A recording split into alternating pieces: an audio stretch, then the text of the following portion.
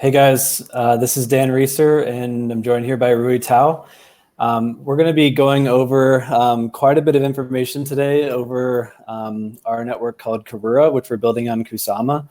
You may also know us as the Acala team, so we're also preparing for the Acala launch on Polkadot, but that'll come after our Karura launch. So today we're going to spend a little time talking through that.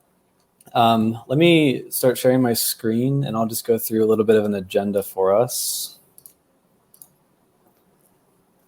And then we can go ahead and get started. So what today looks like is a few things. So what is Karura in general? I'll cover some slides on that and just give you an overview of what everything is, what products we're building, and that'll lead into Rui Tao going through a demo of each of these products. So most notably, he'll start with the wallet, and then we'll go through the KUSD, the Karura dollar stablecoin. Then we'll go through Karura's AMM DEX. And then last, we'll end with liquid KSM staking. So it should be really cool. Like it's going to make it really real for you guys getting in and actually seeing the product work. And then what we'll do is Robin here in the chat will paste at the end our link that you can actually go use these applications on the testnet now and get ready for what's going to come live on Kusama pretty soon. So first, Rui Tao, do you want to give an intro of yourself, and then I'll do the same, and we can go ahead and get started. Oh, yeah. Thanks, Dan. Hi, everyone. This is Rui Tao, a co-founder of Acala and obviously Karura as well, working on Karura. I've been working in the blockchain space for more than 7 years, I would say. We started building the Acala network back in 2 years ago. We are one of the very first substrate builders. And I'm an engineer myself. I'm still am till today. I love to write code. And that's pretty much by my background. I'm really into building cutting edge stuff, and so excited that after almost 2 years of building, we are really, really close to going live on Kusama. Cool. Thanks, Rui Tao. And yeah, so I'm Dan Reeser, working as VP of Growth here at Acala and Karura. Been on the team for a little over a couple months now. Had previously worked kind of part-time with Acala for about 6 months before joining full-time. Prior to coming to Acala, I spent some time at Web3 Foundation working on Polkadot and Kusama. So it was kind of a natural progression moving from this base layer up one level to the parachain level and getting ready for all this kind of craziness and excitement that's about to come with all of these launches. So the first launch that we're working on that I mentioned is Karura. And I think before we get into the details of Karura and Acala, it's kind of helpful to always start at the highest level. So what we're building is one of these parachains, these little like gray squares here. These are each parachains or individual blockchains that are customized for a specific purpose. And what this graphic here shows is kind of the future. This is where we will have 100 or more parachains connected to Kusama and 100 or more parachains connected to Polkadot, all in one kind of connected ecosystem, because as you can see here in the middle, there will be a bridge built between Polkadot and Kusama. But at this point, these two kind of multi-chain networks are actually pretty bare. There's no parachains connected to either of them yet. It's just the beginning. And what our goal is at Acala and Karura is to be the first parachain in a public slot on Kusama with Karura, and then be the first parachain on Polkadot with Acala. So with that as background, like we mentioned, we're going to be talking about Karura today, which is what we're really seeing it becoming is the kind of DeFi hub of the Kusama ecosystem, as well as providing many different financial products to all the different parachains and applications that we'll be launching in the Kusama ecosystem. In my opinion, there's no better way to start the Kusama ecosystem than to have Karura launch first, because of what we're about to explain to you. And these are not just products that Acala and Karura will be able to use. These are actually what are called primitives. It's kind of a new concept, but it's built kind of into the blockchain itself, which means that other teams can actually come into the ecosystem and leverage what our team has built. So for example, the Karura dollar is a stable coin that will not only be used in our applications, but it can be used by anyone in the Kusama ecosystem. So no better way to kind of kickstart this ecosystem than to build this kind of important foundation first with Karura, and then allow kind of other teams to build with what we're providing to ecosystem. What you see here on the screen is the UI of the actual kind of the application layer that our team has built out. So we do have these products that are built into the blockchain itself, but our team has also built on our own chain an entire kind of application layer, which you see here. And this is what Ru Tao is going to be demoing today. Just to further explain what I mentioned about Acala being a platform for applications and then also an application layer, if you can see this diagram here, this is kind of working from the base layer of Kusama and up. So what this is showing is Kusama is this, of course, this multi-chain platform that I showed you, and we're trying to get a slot in Kusama. And what that allows us to do is to plug in this entire kind of orange box here, which is Karura, and this is our blockchain. This is a layer 1 blockchain equivalent to something like Ethereum today. And within Karura, there are multiple primitives or financial products built with which we can use in applications on top of this. So you can see here the stablecoin I mentioned, liquid KSM staking, which allows you to stake KSM and actually get a receipt for that you can use within DeFi instead of just staking your KSM and it being kind of locked and stuck there and not usable. Another aspect is our DEX, which Ru Tao will demo here soon. And then we always talk about how blockchains can be customized with Substrate and built for specific use cases. And here is what we mean by that. So bring your own gas is a feature that Ru Tao will also show today. This is a feature that we've customized specifically for our chain, for Karura and Acala, because we're trying to make them specialized for DeFi. And what this allows you to do, if you've ever used DeFi and Ethereum, you know that you can't do any transactions without having ETH. And if you're a new user to Ethereum, first you have to learn what ETH is. You have to go find it. It's a difficult process. But with Bring Your Own Gas with Karura and Acala, it'll allow people to bring in any token and immediately pay the initial transaction fee with that token. So for example, someone bringing Bitcoin over to Karura would be able to bring Bitcoin over, basically wrap it and issue it on Kusama and Karura, and then be able to pay their initial, maybe it's a swap, maybe it's a transfer, but paying that fee in BTC instead of having to go out and find KAR token, which is the kind of utility token of Karura.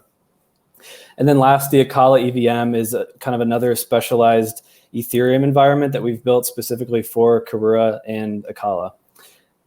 So with that being said, that's layer 1 here in the middle. This is the blockchain itself.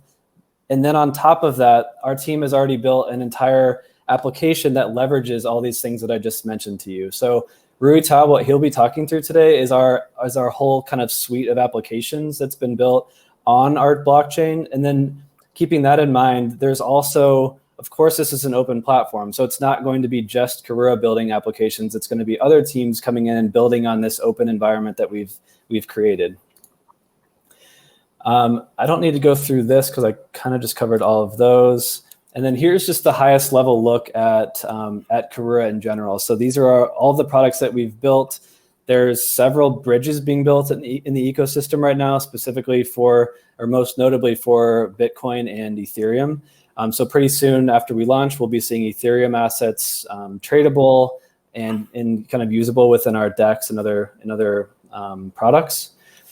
And yeah, like this is essentially Karura in a nutshell and very similar to Acala, but we'll just stick to Karura for today's presentation. So I think this is the last slide, but one question that a lot of people ask is why we decided to build Karura on Kusama in addition to Acala on Polkadot. And the answer to this question is that we are doing this based on user demand. So this Kusama ecosystem and the Polkadot ecosystem, although there's some overlap, they're also quite distinctly different now, and they have two different communities of token holders with DeFi demand. So we're building Karura to serve that DeFi demand of Kusama, and we'll be building Acala to serve the DeFi demand of Polkadot. But Kusama, if you have the background on Kusama, it's meant to be this place to have fun, to experiment, and to kind of launch products before moving to Polkadot, but after being heavily tested on a testnet. So Kusama is absolutely not a testnet at all. It's the testnet is called Rococo and West End. Things are tested on testnet, then move to Kusama, and then move to Polkadot. What we're building is also kind of going to follow a similar path. Our testnet is called Mandala. So the testnet there is where brand new products will be built and tested and refined and hopefully nearly perfected before they move to Karura. Then Karura is where we can actually experiment in a real life environment with real value on a real kind of thriving network. And then if we decide that this is a product that the Kusama community liked, we got good feedback, we were able to improve the product, then we move it to Acala after that. And then last, this is just kind of a look at some numbers. I don't need to go through all of these. We actually just added up our community numbers yesterday, and we just crossed 200,000. We're at around 205,000 across the Acala and Karura channels. So we're growing at pretty insane speeds right now and getting very close to the crowd loan process and parachain auction process that we've talked about before. And there are some videos on that on our YouTube channel. Feel free to check out, but we won't get into details on that process today. So that's it for my part. And now we're going to go into the demos. And what we're going to do in terms of kind of format here is Ruitao will go through one of the products, and then we'll take a brief pause and let you guys do Q&A. And please ask questions specifically about the demo that he had just done. For example, if it's the borrow AUSD part of this, just keep your questions to that. We'll answer a few questions. Then he'll move on to the next demo. We'll do a short Q&A, and then the final demo we'll do another Q&A, and we'll end up with kind of an open Q&A session because I know you guys have a lot of questions. So go ahead, Ruitao, take it away from here. Awesome. Thanks, Dan. That's an awesome introduction. So I just share my screen to make sure that, so Dan, can you see my screen? Everyone can see my screen? Yep, we got it. Awesome. So this is the front-end dApp to Karura or to Mandala. Like this is the testnet, but this is going to be the front-end dApp for Karura. It is like what Dan says. Karura itself is a specialized blockchain with a set of built-in features, and this is the front end for you to interact as a consumer, as a trader, to interact with this specialized network. And obviously, the most important feature overall is that we have a dark mode, and this fits within the Karura's color scheme and looks really awesome. This is what we're going to be look like as a default color scheme when we launch this, when we launch the Karura network. And the very first page that I'm going to show is the wallet page. This is where you manage all your assets within the Karura parachain. And as you can see, you can have your, well, this will be definitely turning to the KAR token. You will have your KSM token. You have your KAUSD token. You can freely transfer to other wallet address by just interacting with this front-end dApp.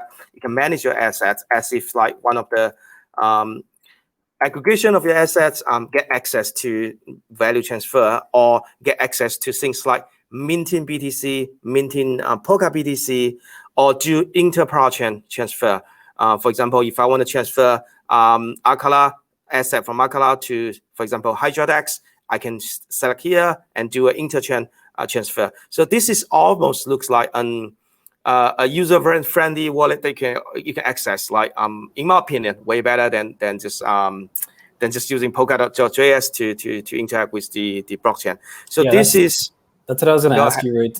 So as we go through this, I'm just going to ask questions that I think people in the audience might be wondering. So what you're showing here is a wallet that can be used similar to people have on Polkadot.js now, or even some of their mobile wallets. But when they connect, what they would do to actually see these numbers here, is it correct that they would go up to the Polkadot.js extension and connect their Polkadot.js account to this wallet, and it would show their live balances within this wallet? Is that right? Yes, definitely. And the Polkadot.js is very similar to the MetaMask is equivalent on Polkadot. You can manage multiple accounts in this wallet section as well. So I can change to another demo account here. You can see all the stuff. I refresh on the fly. I can change back to my original demo account. And you can also see a history of your past transaction. So very, very user-friendly, very, very consumer-focused. This is your one-stop to access your assets on Karura.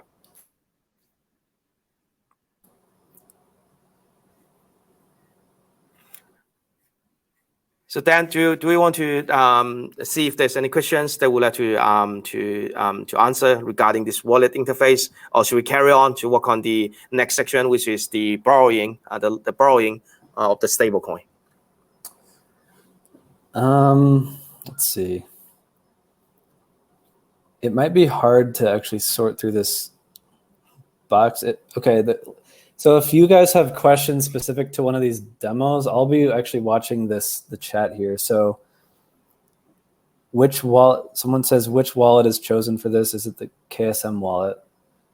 Well, this is like the, if you use Polkadot.js as the extension, this is essentially your access to both Kusama and Polkadot and Karura and Acala, like every single subject-based blockchain, they gonna all be manageable by Polkadot.js. So think about this is like a multi-chain version of MetaMask. You arrive at Karura, you access to your Karura asset using your SAM Polkadot.js extension. Yeah, so you basically connect one account from your Polkadot.js, yes, and then it shows you every wallet that's kind of connected to that account. Yes, yes. And obviously, in Polkadot.js, you have the rights, you have the way to manage. Like, I would like to use this on Acala. I only would like to use this this particular wallet.js, maybe only on Relay Chain, on Kusama. Or you can say that I would like to use this wallet in all the available Parachains and Relay Chains. So you can get the users' ability to choose like where this wallet is going to be made available. And if you make it available for Karura, it will appear here, and you can manage that. Yep. Yeah. P, I see this guy named, or this person named P just was asking about the branding here. So when Acala is launched, it's going to only say Acala and have the Acala logo. When Karura launches, it'll have the Karura logo in the upper left. And then this is always going to say this for the testnet. So Acala Mandala is the testnet. So yeah, that will be only the name of the network when they're live. Yeah, and I also want to give a little bit hint here. So Karura is the sister network of Acala, right? So when they're born, they are almost identical. But when they go live and when the genesis happens, the two networks might take different paths. Like you might see asset that will be only available on Karura, because like there will be asset only available on Kusama, or you might see feature that will be only available on Karura because like it's the wild cousin of Polkadot, and you will see the similar stuff happen on Karura as the main, on Acala as the mainnet as well. So when they genesizes, it's the same, but they might evolve into its own distinctive set of features. Perfect. Well, let's move on to the next demo. We've got Keith and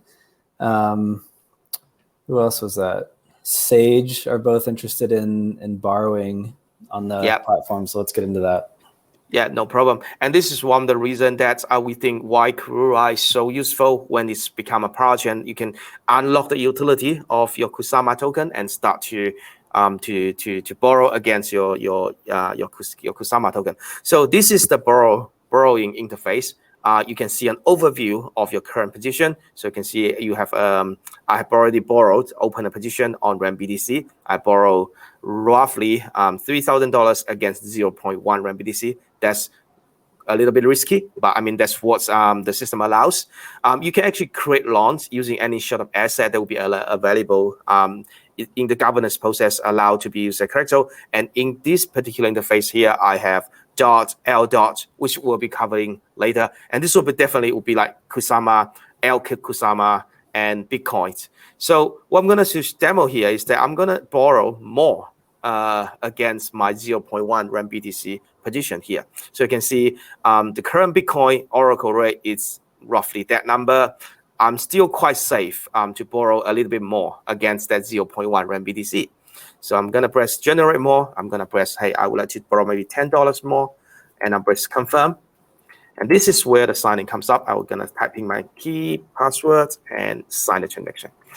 And boom, I have $10 more that I can spend. And this is how fast a Parachain network looks like. And all this is happening on the fly for real. And you can actually see this on the block scanner that's provided by Subscan. So this is amazing, right? This is much more responsive, much more user friendly. Also, I can also replay, right? I can pay back a set of position if I think I want to reduce a little bit of risk here. I can pay back 100 a year AUSD. That's like reducing my collateralization ratio. And any asset that will be available through the governance process can be borrowed against. Different asset would have different risk parameters. So for example, Bitcoin might have a risk parameter on the median collateral ratio, on the liquidation ratio, on the liquidation fee, dots, L dots, KSM, LKSM, they might all have different ratio that be managed and governed by the governance process. So that it is essentially how you borrow against collaterals in Karura. Yeah, so maybe one thing we can do, this concept of collateralization and taking loans is probably new to a lot of people. I know it was new to me at one point. And basically, like to make this as simple as possible, like I think many of us are aware of how like a home loan works, where typically you might put like 10% down or 20% down. That cash that you put down is what you're putting down in order to get the full loan of whatever you're getting for that house. But with the way this works in crypto, we're actually you're over collateralizing the loan. So that's why these collateral ratios are over 100%. And what you're doing, like what it really means of collateral is that you're actually taking something like Bitcoin. You don't need to sell it, but you can pull out AUSD, a stable coin, with your Bitcoin still there, not sold. And then you can take the AUSD and either you can send that to people, you can make payments, you can use that to provide liquidity within our DEX. But that's essentially what this collateral ratio means. And I don't know, Ruta, if you have any more to add to that. Yeah, essentially give you more utility to the asset that you are holding to that you might not want to sell or in short term. And for example, for Kusama, for LKSM, those are perfectly great collateral for you to gain more utility out of your existing Kusama holdings. You can go long, you can go short, you can. The option is in your hand to decide how you're going to use this collateral to trade and ride with the market. And Broderick asked, what about interest? So are you paying interest when you're taking out these loans, and how does that work? Yes, so the interest essentially is what we call the stabilization fee. If you take a loan, there will be definitely some interest occur. And this is also the interest used to manage the supply and demand of the stablecoin, as well as like the way to maintain that the stablecoin will be pegged to $1 in value. And the interest, all the stabilization fee will be managed by the governance process. Really depends on demands and supplies. And do you know your interest rate before you take out the loan? Obviously, definitely. Yeah. So let's say that we want to create a loan, want to create some LKSM as collateral. I'm going to put in maybe 5 LKSM here, and I'm going to take in maybe like $2 loan. You can already see that the amount of money that you can borrow, the interest rate in here, the liquidation penalty, that if things goes wrong, that how you can, but in chance that if you overcapitalize and the position become risky, you might get liquidated. So this is the figure that you will be able to see before you create a loan. And the final confirmation stage, you will be once again, so go ahead and confirm all the numbers and press confirm, and this is how you open a loan position. So I just created a loan using my LKSM and received like $2. So you can say if I now go back to the interface, I have 2 positions open, one with Bitcoin, one with LKSM. Those is like, and I borrow probably like few $1,000s against both LKSM and RMBDC. Okay, that makes sense. And someone asked, where does that interest actually go? Well, the interest is actually go to the treasury and being managed by the network, right? It's essentially controlled by the network for the long prosperity of the network. The interest ultimately will be the surplus within this system. And if you read our white paper regarding the decentralized sovereign wealth fund, the interest is ultimately managed by the token holders. Mm-hmm. Okay. One other question that's relevant, I think. The liquidation concept, I think, is new to a lot of people. And so basically what he asked, what happens if the token that is basically collateralized, the value drops? So liquidation in this sense does not mean that you kind of like lose everything that you put down. That's why there was a liquidation percentage. So in the example Ruitao just showed, it said 20%. So what that means is if the price of the underlying collateral asset that you put down, say it's Bitcoin, for example, if the price were to drop to a point where it became risky, according to what the system says here, then your position would basically be sold at a rate of a 20% kind of fee for that liquidation taking place. Yeah. Yeah, I think to better think about liquidation is more of like if you collateralize and you borrow against your Bitcoin, and then Bitcoin drop to a particular price, a fraction of your collateral will be sold. And you will see that if you were just like sold those collaterals at that price, you will still hold on to the money that you borrow against. It's just like you sold those collateral at a penalty. Yep. Cool. Well, let's move on to the next one. Okay, so the next section we're going to cover is the DEX. That's where you can trade assets that are going to be available on Karura and assets that's going to be available in the wider Kusama ecosystem. This is where you can trade. So you can see I just borrow some AUSD or KUSD, the stable coin. I can already start to trade. For example, I like to trade 100 KUSD for maybe some Polka BTC. And I can say that, okay, this is what I'm going to trade. It's very similar to Uniswap. An AM type of exchange, I can just press one button and then boom, I will be trading and bought some Polka BTC. The other way, I can also trade against by selling, for example, some Polka BTC and gain some probably DOT or something else. As long as there's liquidity, you can trade within this DEX. This DEX is super useful when the network bootstrapped. It's going to be one of the very first DEX that's going to available on Kusama that allow you to trade in a trustless way. And also because it's like an MM type of exchange, you can also provide liquidity. So you can provide liquidity in sense of like supplying a set of pairs into the pool. For example, I would like to provide AUSD to DOT, and you can supply that. I would like to provide X amount of AUSD and X amount of DOT.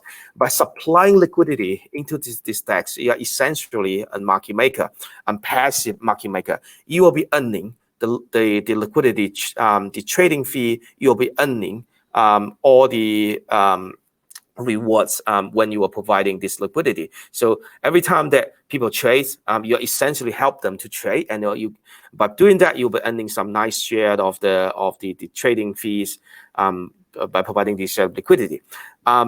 This exchange itself, as for consumer, is already quite useful, but it also has some extra functionality. It's actually the backbone, the unified source of liquidity for the whole Karura network, which I will cover later when we show off the gas fee payment feature. But for now, we can see this is like already a very, very user-friendly, consumer-friendly way for you to trade in a trustless way on Kusama and on Karura.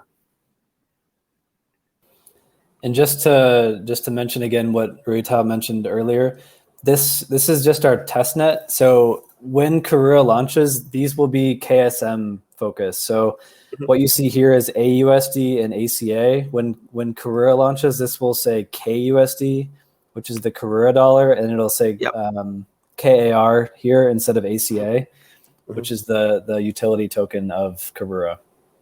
Yeah.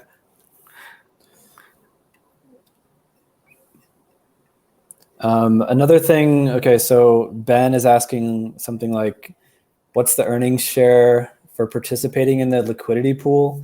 So one thing to mention is that we've set aside, it's 6%, right, Ruitao, of the KAR, the Karura supply, for the initial liquidity provider program. So this is a bit of an alpha leak, I think, on this call, but definitely something that will reward early liquidity providers who bring in whatever it might be, if it's KSM or what have you.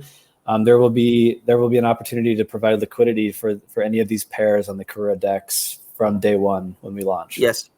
Yes, I think this is another reason that why we think Karura is going to be so amazing for Kusama token holders, because you can actually put the Kusama token into work for you, right? You can simply provide liquidity in the Karura network and start to enjoy return for participating in this network. And for the rewards when providing liquidity, they actually double reward in the very first year that we, as Dan mentioned. So you will be earning the typical liquidity provider fee that's like pretty much industry standard. If you check out like SushiSwap, you can check out like Uniswap. They're already pretty much like the standard liquidity provider fee. But in addition, you will be earning some liquidity reward for early contribution for Karura. And as Dan said, we set aside a set of Karura token to be used for that particular incentive as well. A couple of people are asking about impermanent loss when providing liquidity. Yeah, definitely. Like if obviously in short run or in short term, if you check Uniswap, there's like this problem of impermanent loss when you're providing liquidity pair to, let's say, two very volatile assets. It's in the very beginning, it's almost the same for providing liquidity in Karura as well. So you will be experiencing some of the impermanent loss in short term, but in long term, if you actually check the historic data, in long term, that pretty much all turns out to be great. The additional incentive that we have in place for KAR tokens as a liquidity reward for providing early liquidity will even offset that, if there's any, even further. And we have some exciting stuff that we may come up later when we start to roll up stuff one by one. As I said, or as Dan described, Karura and Acala are specialized network, right? It's like a network specialized for finance. So when we go live, it's not going to stay in this shape. We're going to continue to improve and continue to roll up new feature on top of that. That's the hints I can give up today. Cool.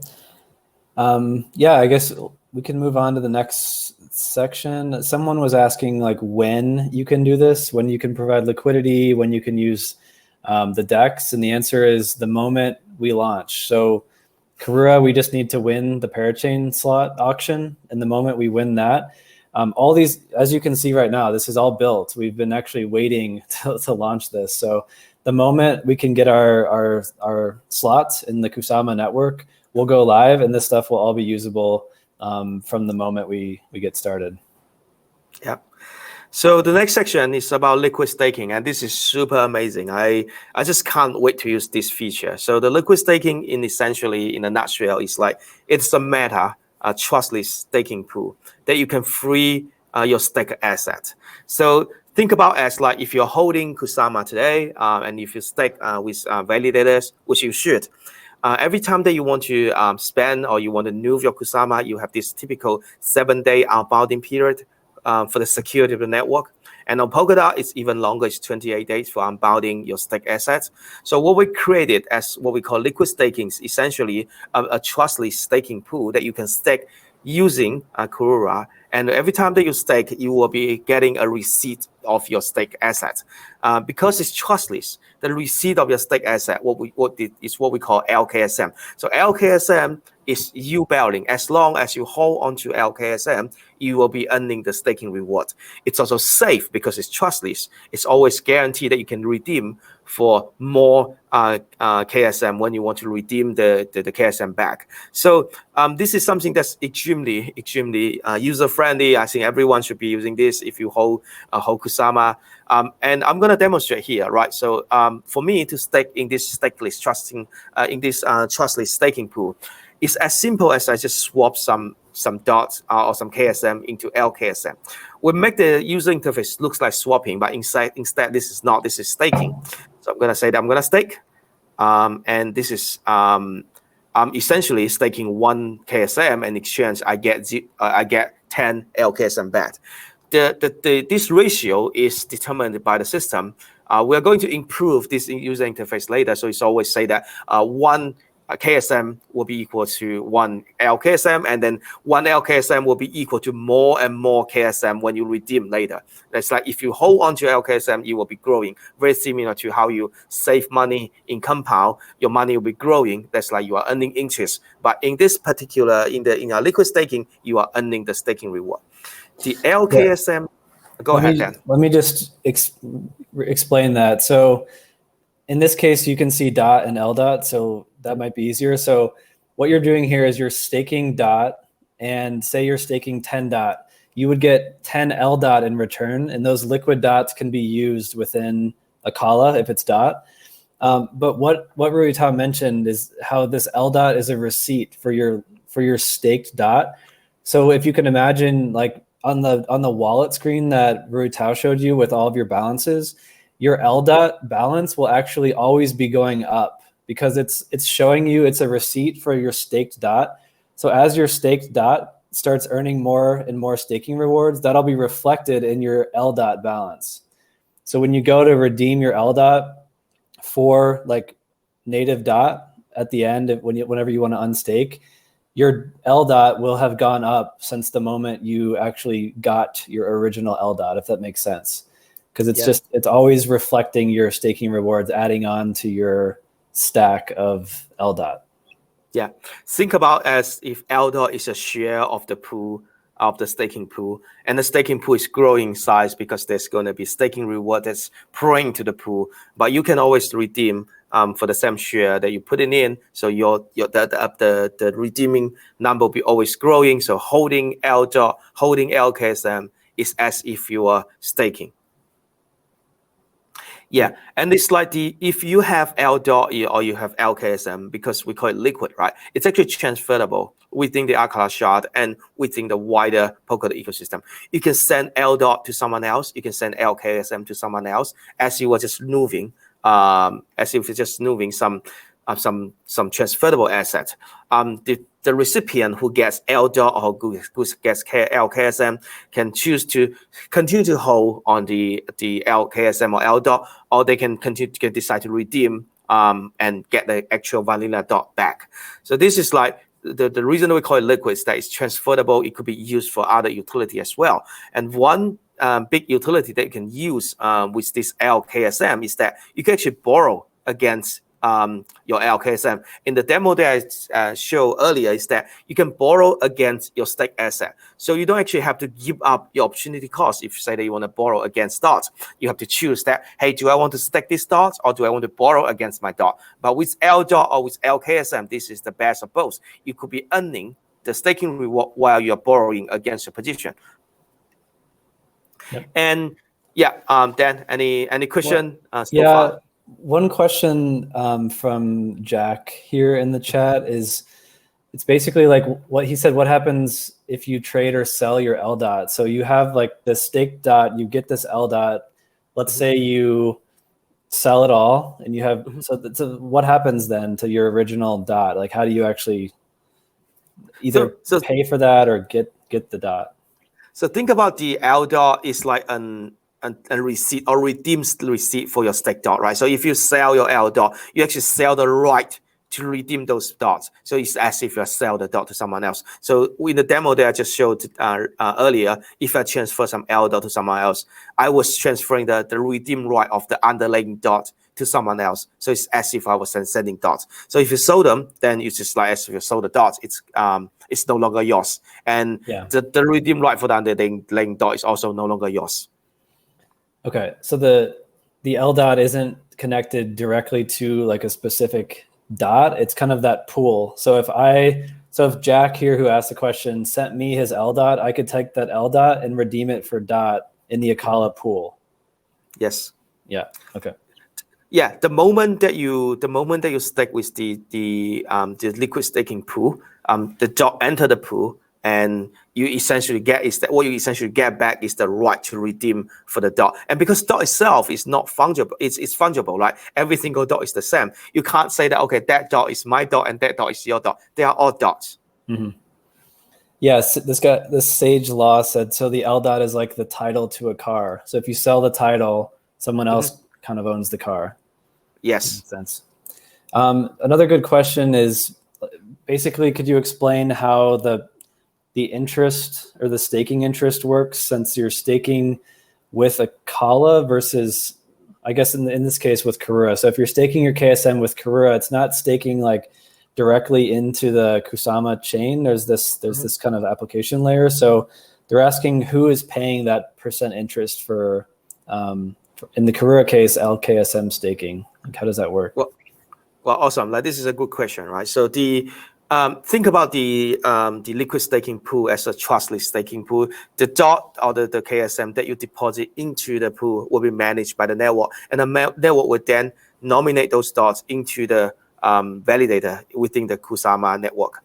And if this dot is this pool size is growing size, it will be managed. It will be nominated across multiple validators in the Kusama network. So ultimately, the staking reward of staking by minting the LKSM would be equivalent to the average yield of the network. It will be safer because like the pool is spread across multiple validators. So even a slash happens, the risk of like the pool is sort of like mitigated because only slash a tiny portion of that. But the same, the staking reward is also the average yield. It's like a safe average yield of the expected return of the network. And one key other fact we need to understand is also the LKSM holders actually can vote for validators. So this is what we are work in progress. So when you meet LKSM, you actually have the right to say that I prefer the pool to validate and delegate the KSM into this set of validators. And ultimately, the pool will take all the input from the LKSM holders and nominate those Kusama for across all the validators as a portion. Mm-hmm. Okay, so yeah, so if I'm understanding correctly, just to reiterate this for, I forget who asked that question, but with Kusama now, if you're staking through Polkadot.js, it's you as a user staking directly to a validator or a set of validators. In this case, there's Karura in the middle. So you stake with Karura. Karura distributes the stake of everyone on Karura to an evenly distributed set of validators across Kusama. And then all the returns coming in from those validators are pooled and then evenly distributed at the average across all the validators that Karura is staking with. Yes, and if this is like a centralized staking service, then you have the risk of the centralized entity being default. You have to trust the centralized entity to do the right thing. But since the liquid staking protocol that we currently have is trustless, everything is managed on chain. You can think of like it's like an advanced version of smart contract. Everyone is staking in a trustless way, and there's no risk of being managed by one single centralized entity. So I think this is awesome. This is the way to go for, in a sense, your Kusama, even if you stake through the liquid staking, your Kusama never leave your custody. Yep. We have some just really good questions here. So Kalyan asked, okay, so by staking or by making dot liquid, are we compromising the safety of the Polkadot chain? The dot can be still be slashed, right? Mm-hmm. What happens then? So basically he's asking what happens with like network security and slashing. Okay, I think this is an awesome question, right? So if the Polkadot's network security can be compromised by saying that you simply pull up the dot together and make it transferable and make it liquid, then I think it's going to happen anyway. Like there's always a lot of centralized entities. So if you stake with Binance today, you can already transfer your stake asset. You can trade it on the market or things like that. So the thing is that we don't think this is going to affect the Polkadot's network security at all, because ultimately, if by simply reprogram or by building something on top of the network and it can affect its security, then there's actually a security problem of the underlying layer. In our case, we don't think that's going to have any problem. The other key stuff to think of, like if you stake through this particular liquid staking pool, you actually do not have the risk-free way to say that you are no longer getting chance of getting slashed. So if the liquid staking pool was delegating or nominating, let's say across 50 validators, and one of those getting slashed, the pool actually will get a hit of getting this slashed. But the result of like spreading this pool across 50 validators is that even though you're getting slashed in one validator, the overall damage for the whole pool is particularly low, and that's why I say it's a safe way to stake. It's getting the average yield of the network. It's not trying to seek for the maximum return, but it's also a very, very user-friendly way that you can always expect to earn the expected return of the network. If you are staking by yourself, and if you're nominating your DOT to one particular validator, and then if that validator was misbehaving, is slashed, then you will take a cut by nominating that validator. If you stake through this pool, there's still chances that validator gets slashed, but the overall cost for the pool holders will be even out and will be reduced. Mm-hmm. Cool. So hopefully that helps, Kalian.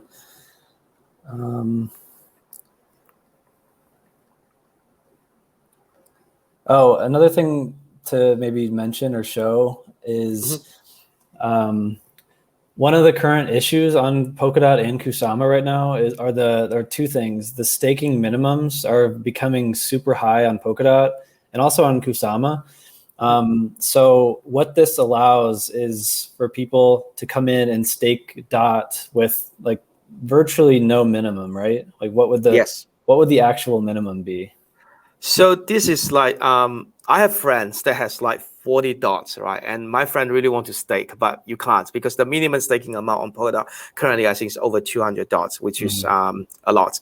But in this, if you stake through Karura or if you stake through Acala, you can actually bypass this limitation because like the pool itself, like this particular address controlled by the protocol, will actually definitely have more than 200 DOTs to nominate. So no matter how small amount you have, you can still deposit into this pool, and the pool by itself can nominate the total amount of its DOT to all the validators. So yes, we can definitely bypass that. And then the other thing is people who are staking through Polkadot.js or any of the other kind of more native staking, like not exchanges and centralized stuff. With Polkadot.js right now, you stake KSM and you have to do this 7-day unbonding period. And then with Polkadot, it's even longer. It's 28 days, so it just takes forever to unlock.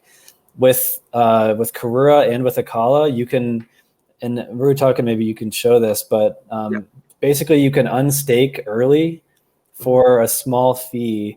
And that fee is shown, I think, as you're kind of not checking out, but as you're kind of going through this process. Yeah. So fee. So in this case, you're basically unstaking instantly, right? And then you're paying a fee of 0.02 DOT. Yes. So the design of the liquid staking pool is that if I go to the advanced tab, you will see that we always have maintain some free DOTs or some free Kusama available for redeem immediately.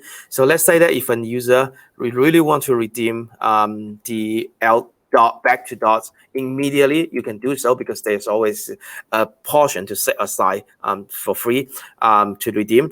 But if you want to redeem immediately, you need to pay a fee to cover the otherwise lost return of those free portion of the pool.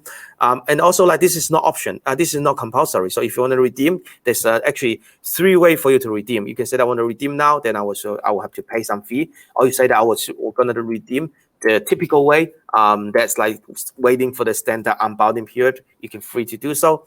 Or you can also redeem to say that I want to redeem, and there's a queue of unbounding DOTs on the staking pool, because like we'll be always rebalanced between the stake DOT and the unstaked DOT. So you can choose that which maybe like 5 days later you need the DOTs that will be at that particular price. So it's actually a lot of like advanced feature hidden in here that you can redeem in multiple ways. You can redeem at no cost, or you can redeem immediately. So in the middle one that you just showed, basically the main difference would be every day closer to the current date, you're just paying a little bit higher of a fee. Is that right? Yes. Okay. Yes. So think about that. You want to withdraw money from a fixed term deposit account, right? So you have to pay some fee, or you have to lose some interest if you want to withdraw money from a fixed deposit account. And how urgently you need the money depend, and you will forfeit how much interest you will be giving back. Mm-hmm. Awesome. So I think that's the show off of the liquid staking protocol. And all these three protocols, like they work with each other. The liquid staking dots and the LKSM can be used to borrow, can be used as collateral, can be trade in the DEX as well. And because we call ourselves like as a specialized network, I would like to really show off something that's like why we call ourselves as a specialized network. It's because like we can customize stuff that's outside the application layer. We can customize a logic in the blockchain layer that can create something that's like amazing to boost the user experience much friendlier. So what I'm going to do here is I'm going to switch to a brand new account, right? I have this brand new account and I have nothing else but 500 AUSD or KUSD in this case. I have no other asset.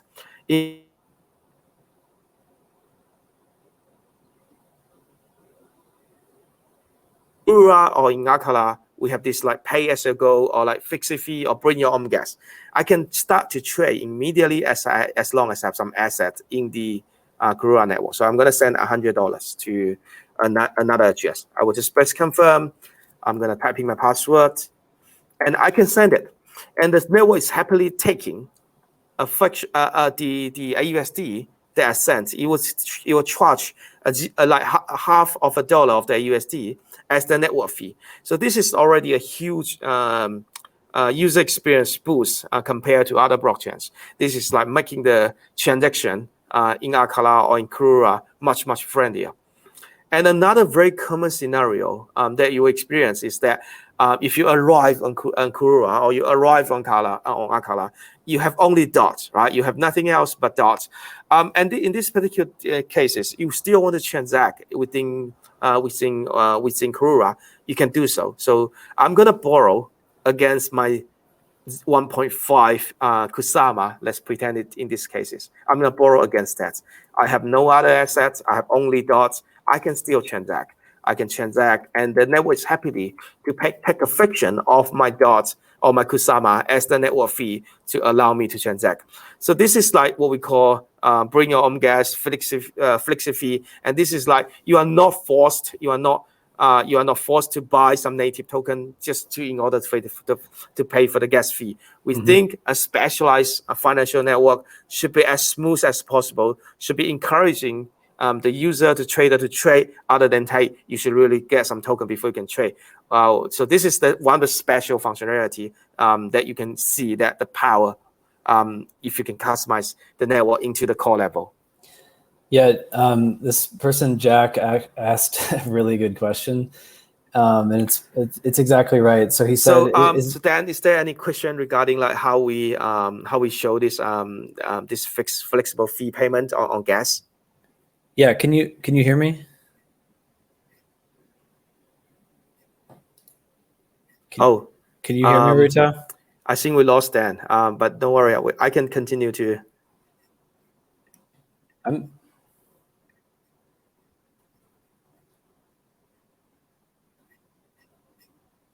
Rita, I'm here. Can you guys hear me?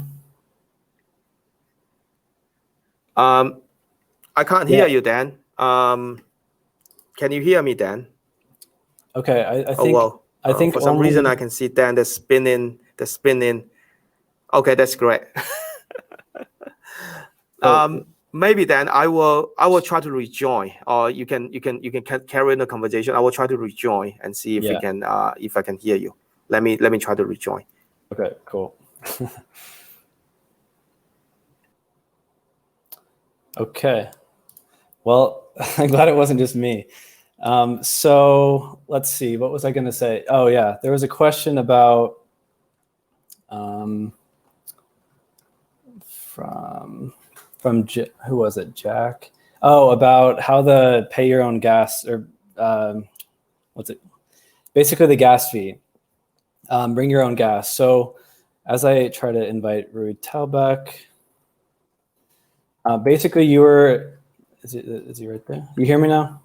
Yeah, I can hear you right now. I think it's awesome. Like we're building Web 3.0, but now the Web 2.0 streaming service failed on us. Okay, I was trying to answer the question. So Jack, you were exactly right. The way that the gas fee actually works, on the surface, on the UI to the user, it looks like you're paying in Bitcoin or Link or ETH or whatever it might be. But on the back end, you're exactly right. It's actually being sent to the Acala DEX on the back end and transferred for the ACA, which is actually the fee that has to be paid for that transaction. So you were right there. So yeah, Ruta, do you have anything else in terms of demo? We've got 51 questions.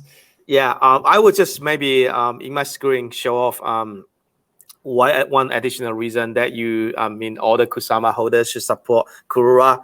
It's like when we launched Karura, Dan already hinted there's going to be a liquidity mining reward and incentive program.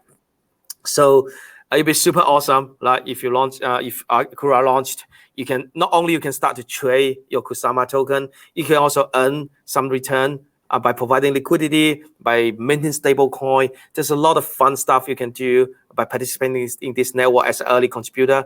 So I think this is a really amazing chance to bootstrap. No better way to bootstrap Kusama with a set of useful consumer protocol along with a way to participate in the network and get return, get rewards.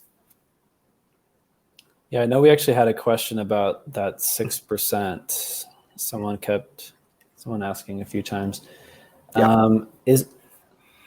So I guess I need to find Bays was asking, and there's so many questions.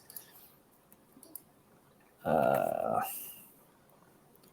hey, I guess Bays will find that question and come back to it. Someone also asked about the crowd loan and how they lock and contribute to all that. Let's keep the conversation kind of focused more on the product today. We've done crowd loan presentations in the past, and we're going to be doing at least one, probably more, before that starts. So trust us, we're going to be giving you probably more education than you even need on how that whole process works, and we'll be doing that when the time comes. We're waiting just like you guys, and we don't know dates or anything like that, but it's going to be soon. It's looking like. The question about the liquidity was 6% of KAR will be allocated to early liquidity providers. How many early providers will that apply to? And is there like a fixed amount, or how does that work? No, because like this is a brand new area, right? So we think 6% is going to be distributed across the very first 12 months upon network genesis. That's the minimum total that the network is willing to incentivize early adopters. And because like this is a brand new area, we will be reviewing or the governance process of the network will be reviewing where incentive is needed at most. For example, if more stablecoin is needed, every 2 weeks, the governance process will review there should be more incentive deploying into the stablecoin minting. If more DEX volume or the more DEX liquidity is needed, every 2 weeks, the governance process will say that, okay, there will be slightly more incentive in the DEX at that particular pair. So you'll be constantly updating, but the goal for the network is to give out 6% at minimum for the very 12 months for everyone that's contributing, that's trading, that's providing liquidity, that's minting stablecoin, or minting the LKSM token in the network. So yeah, there's so many ways to participate. And so I guess there's a little bit more to his question, or his or her, I don't know. The first, he's saying, or he or she is saying, like the first, is it a cap on like time? How does the 6% get distributed across that 12 months if there's all these different ways of allocating that? Yeah, I think that's like in the very early, because the network was freshly genocide, so we don't know. And what it really depends on every constant review of every 2 weeks. But the goal is to distribute this. I think the very early there'll be more incentive as we're closer to end will be slightly less because that by then the network should be already bootstrapped. So I think the best way to get the maximum amount of reward that you're able to get is to get in early and constantly checking the governance process of like where the most incentive will be located at and supply to those protocols. Cool. Okay, well, we're hitting an hour. So for those of you who need to go, feel free. We're finished with the presentation. We've got a lot of questions, so I think we can spend maybe 10 minutes working through these as quickly as we can. And what we can do, and this is going to take some work, but I think we can commit to this, is we'll go through the questions afterwards that we didn't answer. And if there's any questions that are like particularly good questions, we'll get some Q&A written up and send that as a follow-up to everybody who is on this call. So apologies if we can't get to your question, but we'll answer as many as we can now and then respond with the others. So the first question is the most upvoted. So they're asking, I think one of the most asked questions is unanswered. Was yesterday's Build Acala email official? Well, there's how do I say that? There's a community reward event. So if you do have a code and if you do check the website's official Acala.network, then it is the official channel. And if you received any emails from Acala Foundation, just make sure you're checking the domain. If it's at acala.network, then that's coming from the Acala Foundation. Second question is, okay, is there a date for Karura's auction process? I already answered that. No, soon. Okay, let's see. They're asking if if U.S. citizens will be eligible for the crowd loans and parachain auctions.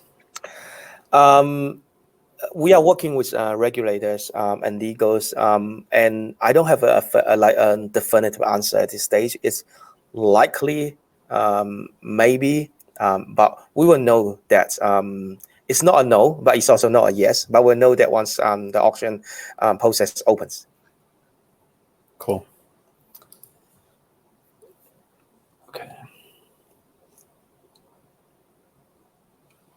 This question I answered about LDOT and DOT, the kind of receipt and how your LDOT balance is going to be constantly going up in relation to reflect what your DOT balance is doing behind the scenes with the staking. That's a good question. So in intended stablecoin, does this means will be made? So the next question I see is, Karura is intended to be the DeFi hub of Kusama, and Acala will be the DeFi hub of Polkadot.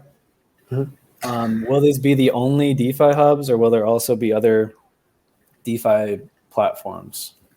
Well, we see the Polkadot gonna have like 100 parachains, so there's gonna be always open and a trustless way for people to build, right? But what I can say is that currently Karura is going to be the prominent, the prominent project in Kusama. We're the top developed project in terms of like project completeness. So we have the code set, the whole code ready to go, being audited 3 times. So, I mean, as things evolve, there will be more specialized network. But I think at this stage, we would say that we are the most ready, the top prominent project to go in this direction. And obviously, the question regarding like what the Kusama, the Karura serving Kusama and the Acala serving Polkadot, the idea behind it is that Karura is always going to serve the Kusama community, and the Kusama community's culture is very different from the Polkadot community's culture. So I'm always using this example that for Kusama, it's like wild. It's like, I don't want to say degen, but it's more of like risk-seeking, aggressiveness, and vibrant. Polkadot is more of like serious security, bank-grade security, or things like that. So upon launch, these 2 networks is the same, but they will evolve in their own very distinctive style, I would say. Okay, I'm gonna keep skip. There's a lot of Build Acala questions. We've already answered that. So why have Acala and Karura? I already answered that too. It's basically to serve the DeFi demand of the Kusama and Polkadot communities. Yeah, and then I think there's a lot of question in the chat regarding that can a U.S. citizen participate in the crowd run? I mentioned earlier that I didn't say no, but I mean we are working with legals and regulators. I don't have a definitive answer today, but we'll find out, right? Yep. They're asking how many KAR they could potentially receive as part of the crowd loan for Kusama. Yeah, I think Betty already shared the numbers, right? So for the 1 year lease, the minimum amount of KR that you are receiving per Kusama contributed is 12. You might get more, but that's the minimum amount that's guaranteed. And with that being said, we know that Polkadot has the maximum lease, parachain slot lease of 2 years. We don't actually know yet. The Kusama team hasn't revealed the maximum. So when Rutao is saying 1 to 12 plus, this is for assuming we have a 1 year slot. There's a chance that it could be less than that or more than that. This is one of the key things we're waiting on from Gavin and the team at Kusama. Yeah, that's the culture of Kusama. Like expect chaos. You don't know until it's live. Like a day before. Yeah. Exchanges. We'll skip that. You'll just find out later. Okay. They're asking, this is a good question and kind of more recent. So why did Acala decide to redenominate to 1 billion and KAR at 100 million? Well, I think it's mostly due to the reason that Polkadot itself has a redenomination. It will give out a much nicer ratio. Like for example, if you stake Kusama, you get some KR token. You will see the similar nice ratio when you stake DOT to get some ACA token as well. It's purely for that reason. Yep. Hope they answer that. Yeah, and the other aspect of it is the underlying the decimal point problem. There was quite a bit of issues with I think Polkadot in the beginning keeping the original token supply added a lot of complexity with too long of decimal places. So that was the other reason for the Acala one. Acala. Okay. Let's see. Take a couple more. Oh, someone's asking about the collectibles tab. Is this for NFTs? And maybe I can just add to this, what is Acala's kind of, I guess, thoughts around or strategy around NFTs? Mm-hmm. I think there's already, you can see there's a collectible tab. There's already some collectible being given out in the testnet. Because we've been building this testnet for a long time. So I think the testnet being up and running for over half a year. It's a way to reward the early participants in the testnet. There's already some NFT being minted in the testnet. And I think those will be carried on to mainnet as well. And Dan, maybe you can share a little bit about the collectible that maybe we have some surprise when we're going to go launch on the crowd launch stage. I'm not sure how much you want to share, but maybe take the stage, Dan. Yeah, I don't think there's too much to share on that quite yet. So we're just thinking around other ways to kind of thank and incentivize people who are early contributors and crowd loan supporters. So there could be some kind of surprises that pop up in that collectibles tab come time for the crowd loans. Yeah, I would just say that we think we are making history, right? So I mean, if you guys are supporting along with this ride, maybe there's a piece of unique collectible that may be earned through this process. Here's a question that I saw pop up a few times today. Who is this? That's a good question. Brian. So as traffic picks up within the network, how does this affect gas? And this is a question that relates to Kusama and Polkadot. So maybe you can answer that one. Yeah. Okay. Awesome question. I think my point of view on gas fee is that we want to keep the gas as low as possible. It's the gas fee is not a way to boost the network value. In fact, the gas fee should be kept as low as possible to encourage transaction. activity happen on the network, and those are the stuff that bring the network values. In our rough test as a parachain, I think we see TPS scale at 1,000 or above that. So the way that we calculate gas is weight-based rather than the mechanism most of people familiar with the Ethereum, which is like bidding for the gas fee. Because the parachain has much higher capacity in processing transactions, we think we're able to maintain a very low gas fee for extend. I would say for the near short-term to medium-term futures. I don't think that's going to be a problem. And if we are hitting that bottleneck of like 2,000 or 1,000 transactions per second, the ultimate solution is just like in the imagination stage. At this stage, is always, as Gavin said, there's Polkadot within Polkadot. There's a little bit long term, but I don't want to carry too much on that. I would say there's always scalable solution when building a Polkadot, and we always have a way to maintain low gas fee. Yeah, I want to I showed something last time that people, I think, liked, and I'll just share just to add on to what you were saying about Polkadot within Polkadot. Mm-hmm. If I can find it real quick. Oh yeah, here it is. So it's definitely something that's in the future, but it's pretty interesting to kind of think about. So I'll just share this real quick. Mm-hmm. And I will say that this is nothing official. This is something that I built myself when I heard about Polkadot 2.0 and what it could potentially be. And what Rui Tao was referring to is like relay chains within relay chains.